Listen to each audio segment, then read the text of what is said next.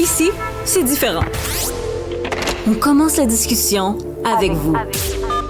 Appelez ou textez 187-827-2346, 187 Cube Radio. I'm so obsessed with him, but he avoids me like a plague. I cry a lot, but I am so productive. La reine du marketing mondial est en train de faire virer sur le top les Swifties alors qu'elle a annoncé hier à minuit 12 son 12e album. Et 12 minutes après, il y a eu l'espèce de petit teaser du balado de Jason et Travis Kelce, son conjoint New Heights, que vous pourrez entendre ce soir. The Life of a Showgirl, c'est le titre de son prochain album. Florence, tu fais partie des Swifties et de cette communauté. Je veux dire, c'est fou. Là. Il y a des théories du complot entourant cette sortie d'album-là. C'est pas croyable. Non, depuis hier, je capote puis j'ai eu de la misère à m'endormir hier soir parce que je faisais le tour d'Instagram, de TikTok pour voir toutes les théories en lien avec le nouvel album de Taylor Swift. Parce qu'il faut savoir qu'elle fait souvent des indices à l'avance. Ça a été comme ça pour tous ses albums. On peut deviner la couleur, certains mots qu'on voit dans ses spectacles et tout ça. Mais il n'y a pas beaucoup de fans qui s'attendaient à ce qu'elle annonce son album hier. Il a été très difficile à deviner. Je vais vous passer quelques indices qui ont circulé dans les derniers mois, mais ça n'a pas été un album qui a été facile à deviner pour les Swifties.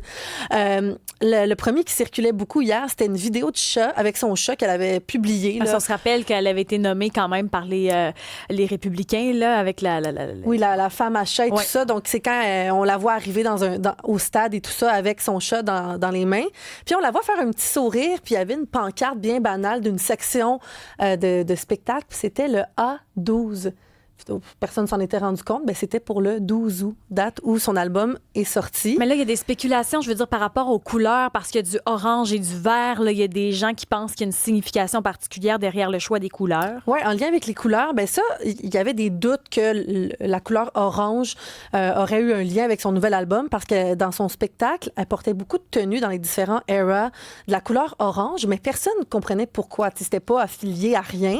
Puis plus la tournée avançait, plus Taylor Swift avait des costumes de couleur orange. Donc, les fans se disaient, est-ce que c'est un lien avec le prochain album?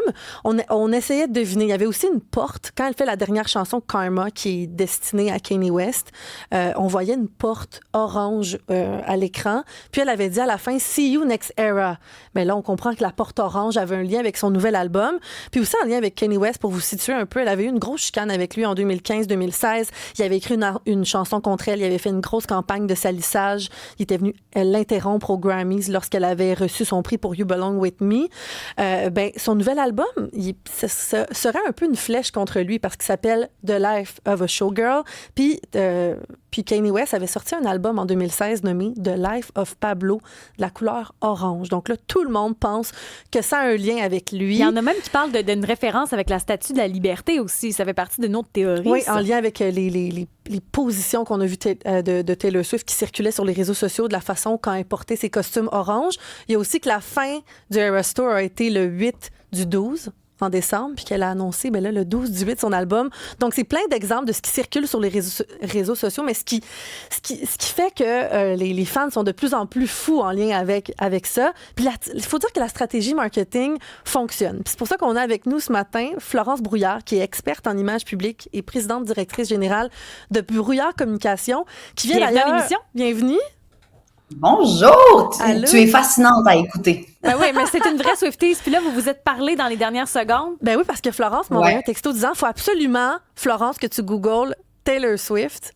Et on a l'image pour ceux qui Quand nous écoutent vous écrivez Taylor Swift sur Google, il arrive une genre d'animation. C'est incroyable. Une animation de confettis orange en lien avec l'album de Taylor Swift. On voit des cœurs, on voit des confettis. Puis dis-nous ce qui est écrit. C'est écrit « And baby, that's show business for you ». Là, on ne sait pas trop ce que ça veut dire. C'est un lien avec le titre. Il y a même un partenariat avec Google.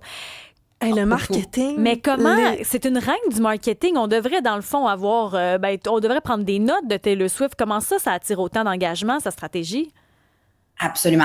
Tout simplement parce qu'elle coche toutes les cases. Il faut comprendre d'abord que la même stratégie pour quelqu'un qui n'a pas une fanbase aussi engagée, donc les fameux Swifties, dont la belle Florence fait partie, aurait pas le même impact, mais pourrait avoir un impact similaire dans la mesure où tout est parfait. T'sais, honnêtement, je décodais ça là, au-delà des symboles qui sont vraiment que pour les Swifties, soyons honnêtes. On appelle ça les Easter eggs, qu'elle drop partout comme des petits indices. Taylor Swift a comme trouvé une façon de créer un storytelling en continu pas juste sur les réseaux sociaux, mais par sa présence publique. Puis là, ce qui est intéressant, c'est comme la première fois également, parce que, bon, il sort avec Travis Kelce depuis pas si longtemps que ça non plus. Florence pourrait potentiellement même nous dire le jour, la date et l'heure, depuis quand. Mais là, c'est qu'il... J'adore ça. Ils font des efforts conjoints pour faire profiter leur projet mutuel, ce qui est tout à fait légitime. Il faut savoir que le podcast de Travis Kelce avec son frère, New Heights, est dans le top 10 des podcasts les plus écoutés aux États-Unis, donc tu sais, qui est très populaire.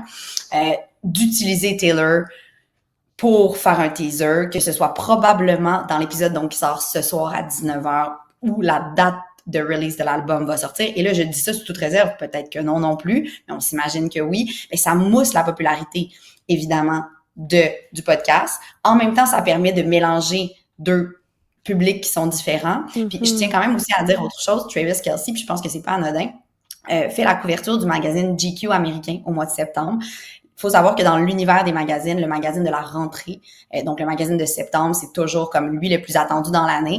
Ben honnêtement, c'est vraiment pas anodin. Ça fait partie d'une stratégie marketing très spécifique, bien déployée, et où maintenant le seul protagoniste n'est plus Taylor Swift. Donc il y a Travis Kelce qui en fait partie de la stratégie globale. Puis ça donne 2 fois plus de force parce que oui, maintenant, ils peuvent avoir des publics qui se sont mélangés, mais on est d'accord qu'au départ, c'est un très grand sportif, puis c'est une chanteuse pop. Il n'y avait pas les mêmes publics. Donc là, le potentiel de gens qui sont rejoints par toute cette grande stratégie est immense. Mais j'ai l'impression qu'il y a plusieurs entreprises qui pourraient s'inspirer parce qu'il y a quelque chose de très participatif dans ce que Taylor Swift fait. Là. Il garde les fans actifs Puis tout le temps. l'anticipation aussi pour le produit. Parce que tout le monde se met à chercher pour trouver d'autres indices.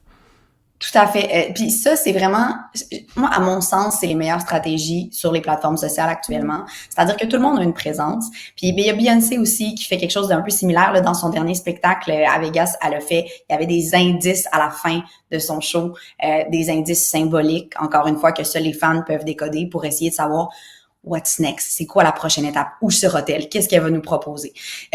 Évidemment, donc Taylor Swift connaît les codes, son équipe connaît les codes, puis ce qui est le fun, c'est que sur les plateformes sociales, Taylor Swift a comme une équipe qui gère, puis là, Florence, tu saurais mieux que moi dire le nom de la page, mais il y a une page Instagram qui est gérée par l'équipe de marketing de Taylor Swift, où il y a toujours du contenu en continu qui permet aux fans de tellement se sentir engagés.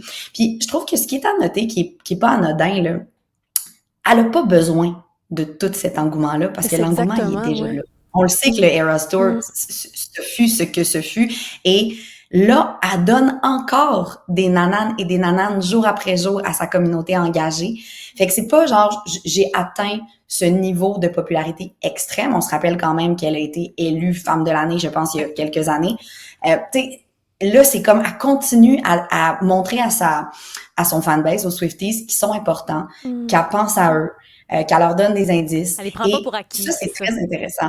Parce que elle utilise les réseaux sociaux pas simplement comme une présence, mais également comme une façon de jouer. Puis tu sais, vous êtes bien conscient qu'on est dans une prolifération de contenu continuellement. Et là, puis on est tellement habitué à l'instantanéité, alors que Taylor Swift, ce qu'elle fait en ce moment, c'est qu'elle joue avec l'attente. Puis elle est en train de nous démontrer que oui, les gens sont encore prêts à attendre s'ils se sentent impliqués. Puis et là, nous, on joue avec le feu parce que le show finit maintenant. Florence Brouillard, merci beaucoup. Jean-François, Florence, Jessica, merci à vous. À demain.